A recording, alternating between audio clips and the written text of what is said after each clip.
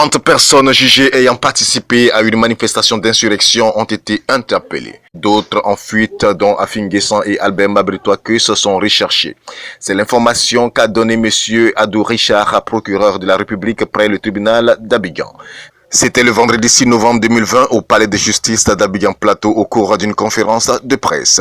Devant les journalistes de la presse nationale et internationale, le procureur a expliqué que suite à un appel le 20 septembre 2020 de certains partis et groupements politiques de l'opposition à la désobéissance civile et au boycott actif des élections, de nombreux actes jugés d'infraction pénale ont été orchestrés à Abidjan et à l'intérieur du pays. Comme infraction, le magistrat a noté avec regret, entre autres, des actes de terrorisme, meurtre, vol, destruction de matériels électoraux, troubles à l'ordre public.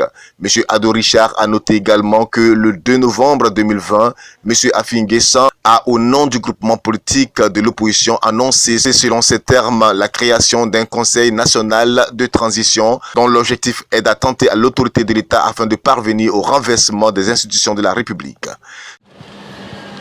Cet organe, selon ses initiateurs, devait se substituer aux institutions en place. Les instigateurs de cet organe ont même annoncé la formation d'un gouvernement de transition.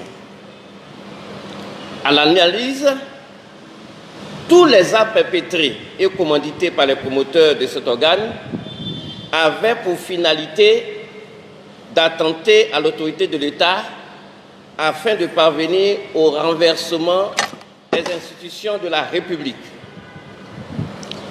Ces actes sont constitutifs d'attentats et de complots contre l'autorité de l'État et l'intégrité du territoire national. Le 30 octobre 2020, j'ai saisi le doyen des juges d'instruction en vue de l'ouverture d'une information judiciaire pour les faits d'actes de terrorisme, attentats et complots contre l'autorité de l'État, meurtres, vols et vols en réunion avec violence, portant sur du matériel électoral et divers autres biens. Suite à ce qui précède, le conférencier a précisé qu'une opération dans le cadre de l'enquête a été ouverte et plusieurs mises en cause, 21 personnes au total, dont des personnalités comme Maurice Kakouguikayou, secrétaire exécutif du PDC RDA, Georges Ezalé, ancien maire de Bassam, ont été interpellés au domicile du président Henri Konan Bédié. Avant cette opération, certains avaient été arrêtés, dont l'artiste Didier Volcano. À la question d'un journaliste de savoir pourquoi le nom du président Bédié, président du CNT, n'a pas été cité, le procureur a répondu ceci. Vous savez que le procureur de la République, lorsqu'il est saisi d'une infraction, dispose de tous les moyens qui sont sur sa table. Des arrestations, des mandats et autres.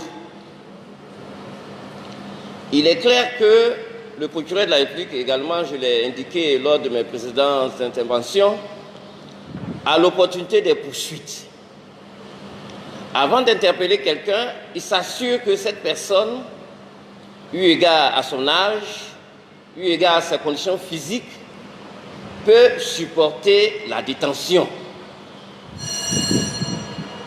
C'est pour cela que, ayant l'autorité des poursuites, le procureur n'a pas cru nécessaire de procéder à l'arrestation du président du Conseil national de transition, tel que ça a été annoncé. Donc il n'est pas interpellé, mais ce sont des options dont dispose le procureur qui sont sur la table. Mais comme je l'ai indiqué, le procureur a l'opportunité des poursuites en fonction de la personnalité de la personne qui est mise en cause dans le cadre d'une procédure. Il a conclu son propos précisant que l'enquête ouverte permettra d'interpeller toutes les personnes ayant pris part à la désobéissance civile.